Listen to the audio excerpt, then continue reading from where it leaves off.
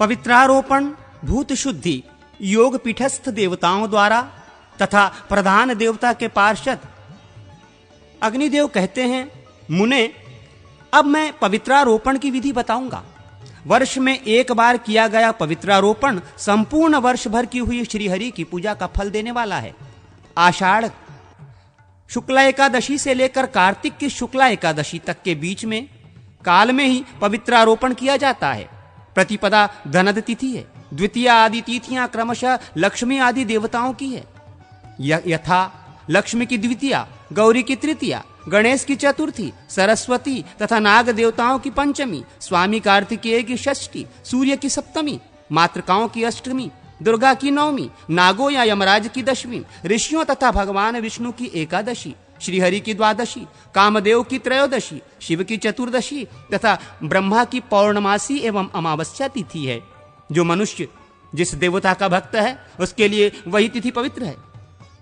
पवित्रारोपण की विधि सब देवताओं के लिए समान है। केवल मंत्र आदि प्रत्येक देवता के लिए पृथक पृथक बोले। पवित्रक बनाने के लिए सोने चांदी और तांबे के तार तथा कपास आदि के सूत होने चाहिए। ब्राह्मणी के हाथ का काता हुआ सूत सर्वोत्तम है। वो न मिले तो किसी भी सूत को उसका संस्कार करके उपयोग में लेना चाहिए। सूत को तिगुना करके उसे पुनः तिगुरा करें और उसी से अर्थात 9 तंतुओं द्वारा पवित्रक बनाएं। 108 से लेकर अधिक तंतुओं द्वारा निर्मित पवित्रक उत्तम आदि की श्रेणी में गिना जाता है। पवित्रारोपण के पूर्व इष्ट देवता से इस प्रकार प्रार्थना करें, प्रभो, क्रियालोज जनित दोष को दूर करने के लिए आपने जो साधन बताया है देव, वही मैं कर रहा हूं। जहां जैसा पवित्रक आवश्यक है वहां के लिए वैसा ही पवित्रक अर्पित होगा। नाथ, आपकी कृपा से इस कार्य में कोई विघ्न बाधा ना आवे। अविनाशी परमेश्वर आपकी जय हो। इस प्रकार प्रार्थना करके मनुष्य पहले इष्ट देव के मंडल के लिए गायत्री मंत्र से पवित्रक बांधे। इष्ट देव नारायण के लिए गायत्री मंत्र इस प्रकार है, ओम नमो नारायणाय विद्महे वासुदेवाय धीमहि तन्नो विष्णु प्रचोदयात्। इष्ट देवता के नाम के अनुरूप ही ये गायत्री है। देव प्रतिमाओं पर अर्पित करने के लिए अनेक प्रकार का पवित्रक होता है। एक तो विग्रह की नाभि तक पहुंचता है, दूसरा जांघों तक और तीसरा घुटनों तक पहुंचता है। ये क्रमशः कनिष्ठ, मध्यम तथा उत्तम श्रेणी में परिगणित है। एक चौथा प्रकार भी है जो पैरों तक लटकता है। ये पैरों तक लटकने वाला पवित्रक वनमाला कहा जाता है। वो 1008 तंतुओं से तैयार किया जाता है। इसका महात्म सबसे अधिक है। साधारण माला अपनी शक्ति के अनुसार बनाई जाती है, अथवा वो 16 अंगुल से दुगनी बड़ी होनी चाहिए। कर्णिका, केसर और दल आदि से युक्त जो यंत्र या चक्र आदि मंडल है, उस मंडल को जो नीचे से ऊपर तक ढक ले, ऐसा पवित्रक उसके ऊपर चढ़ाना चाहिए।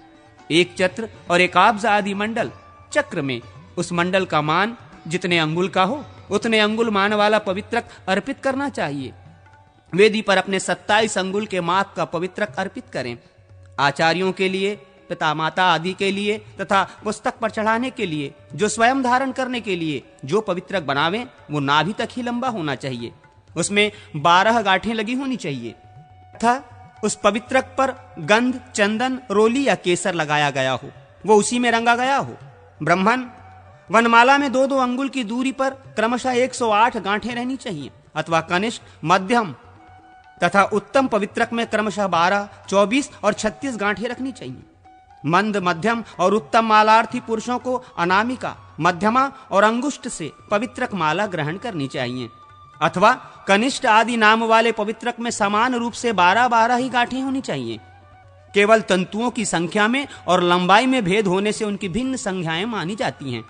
सूर्य, कलश तथा अग्नि आदि के लिए भी यथासंभव विष्णु भगवान के तुल्य ही पवित्रक अर्पित करना उत्तम माना गया है। पीठ के लिए पीठ की लंबाई के अनुसार तथा कुंड के लिए भी मेखला पर्यंत लंबा पवित्रक होना चाहिए।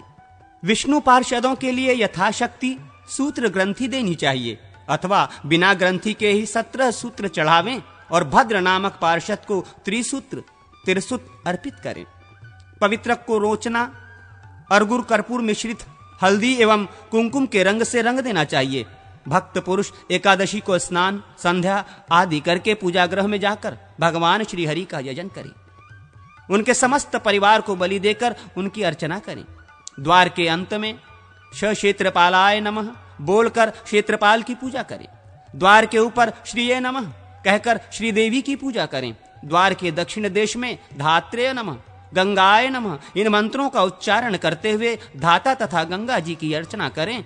और वाम देश में विधात्रे नमः, यमुनाय नमः बोलकर विधाता एवं यमुना जी की पूजा करें। इसी तरह द्वार के दक्षिण वाम देश में क्रमशः शंखनिधिये नमः, पद्मनिधिये नमः बोलकर शंखनिधि एवं पद्मनिधि की पूजा करें। फिर मंडल के भीतर दाहिने पैर के पार्श्व भाग को 3 बार पटक कर विघ्नों का अपसारण करें। तदनंतर सारंगाय नमः बोलकर विघ्नकारी भूतों को दूर भगावे। इसके बाद ओम हा वास्तवधिपते ब्राह्मणे नमः इस मंत्र का उच्चारण करके ब्रह्मा के स्थान में पुष्प चढ़ावें। फिर आसन पर बैठकर भूत शुद्धि करें। सुवर्णमय चतुरस्थ पीठ को तथा इंद्रादि देवताओं को अपने युगल चरणों में स्थित देखते हुए उनका चिंतन करें। इस प्रकार शुद्ध हुए गंध तन्मात्र को रस तन्मात्र में लीन करके उपासक इसी क्रम से रस तन्मात्र का रूप तन्मात्र में संहार करें। इन 4 उद्भात वाक्यों को उच्चारण करके जानु से लेके नाभि तक के भाग को श्वेत कमल से चिन्हित शुक्लवर्ण एवं अर्धचंद्राकार देखें। ध्यान द्वारा यह चिंतन करें कि इस जलीय भाग के देवता वरुण हैं।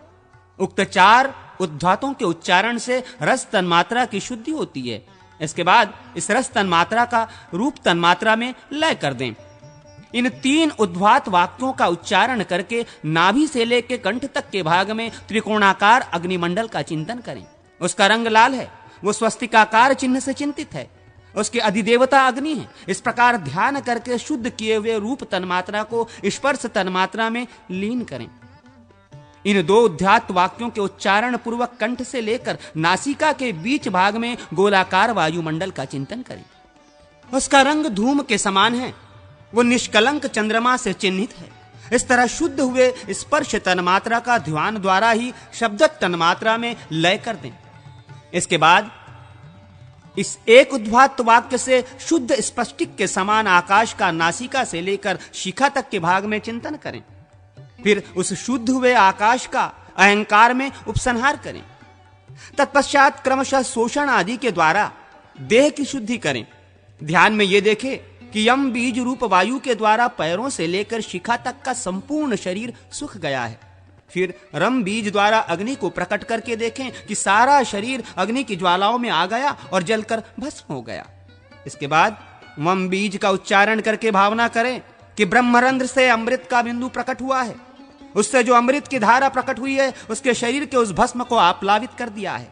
तदनंतर लम बीज का उच्चारण करते हुए ये चिंतन करें कि उस भस्म से दिव्य देह का प्रादुर्भाव हो गया है। इस प्रकार दिव्य देह की उद्भावना करके करन्यास और अंगन्यास करें। इसके बाद मानस याग का अनुष्ठान करें। हृदय कमल में मानसिक पुष्प आदि उपचारों द्वारा मूल मंत्र से अंगों सहित देवेश्वर भगवान विष्णु का पूजन करें। वे भगवान भोग और मोक्ष देने वाले हैं। भगवान से मानसिक पूजा स्वीकार करने के लिए इस प्रकार प्रार्थना करनी चाहिए। देवेश्वर केशव, आपका स्वागत है। मेरे निकट पधारिए और यथार्थ रूप से भावना द्वारा प्रस्तुत इस मानसिक पूजा को ग्रहण कीजिए। योग पीठ को धारण करने वाली आधार शक्ति कूर्म अनंत शेषनाग तथा पृथ्वी का पीठ के मध्य भाग में पूजन करना चाहिए। तदनंतर अग्निकोण आदि 4 कोणों में क्रमशः धर्म, ज्ञान, वैराग्य तथा ऐश्वर्य का पूजन करें। पूर्व आदि मुख्य दिशाओं में अधर्म, अज्ञान, अवैराग्य, अनैश्वर्य की अर्चना करें। पीठ के मध्य भाग में सत्वादि गुणों का, कमल का, माया और अविद्या नामक तत्वों का, काल तत्व का, सूर्यादि मंडल का तथा पक्षीराज गरुड़ का पूजन करें। पीठ के वायव्य कोण में ईशान कोण तक गुरु पंक्ति की पूजा करें। गण, सरस्वती, नारद, नलकुबर, गुरु, गुरु पादुका, परम गुरु और उनकी पादुका की पूजा ही गुरु पंक्ति की पूजा है। सर्वसिद्धि और परसिद्धि शक्तियों की केसरों में पूजा करनी चाहिए। पूर्व सिद्धि शक्तियां ये हैं: लक्ष्मी, सरस्वती, प्रीति, कीर्ति, शांति, कांति, पुष्टि तथा तुष्टि। इनकी क्रमशः पूर्व आदि दिशाओं में पूजा की जानी चाहिए। इसी तरह इंद्र आदि 10 दिक्पालों का भी उनकी दिशाओं में पूजन आवश्यक है। इन सब के बीच में श्रीहरि विराजमान हैं। पर सिद्धा शक्तियां धृति, श्री, रति तथा कांति आदि हैं। मूल मंत्र से भगवान अच्युत की स्थापना की जाती है। पूजा के प्रारंभ में भगवान से यूं प्रार्थना करें, हे भगवान, आप मेरे सम्मुख हों, आप मेरे सम्मुख हों, ओम अभिमुखो भव, पूर्व दिशा में मेरे समीप स्थित हों।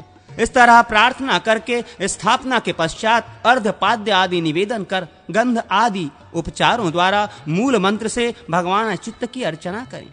इस प्रकार अग्निकोण आदि दिशाओं में क्रम से मूल बीज द्वारा अंगों का पूजन करें।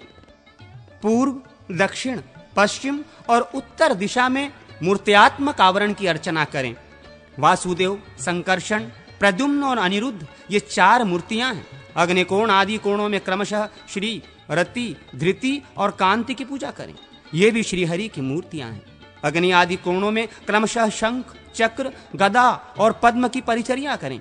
पूर्वादि दिशाओं में श्रांग, मुशल, खड्ग तथा वनमाला की अर्चना करें।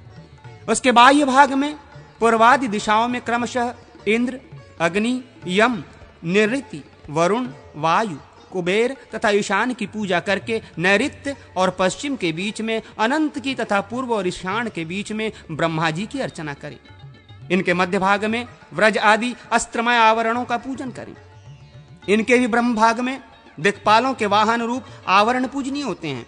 पूर्वादि में क्रम से ऐरावत, छाग, भैंसा, वानर, मत्स्य, मृग, शश, खरगोश, वृषभ, कूर्म और हंस इनकी पूजा करनी चाहिए। इनके भी ब्राह्म भाग में पृष्ठ, गर्भ और कुमुद आदि द्वारपालों की पूजा की विधि कही गई है।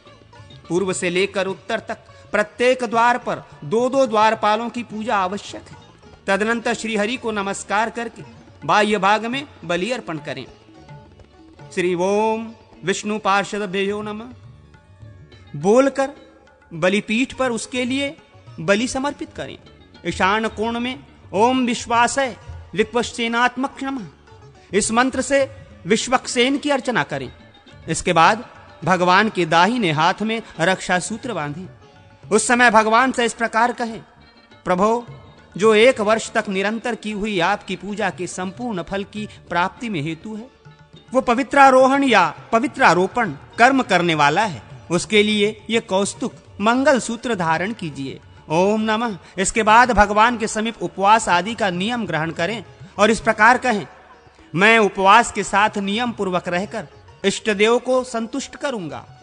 देवेश्वर, आज से लेकर जब तक वैशेषिक विशेष उत्सव का दिन न आ जाए, तब तक काम, क्रोध आदि सारे दोष मेरे पास किसी तरह भी न फटकने पावें।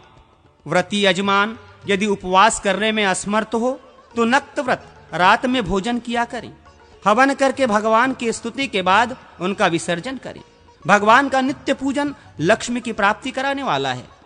ओम श्री श्रीधराय त्रैलोक्य मोहनाय नमः ये भगवान की पूजा के लिए मंत्र है। पवित्रारोपण के लिए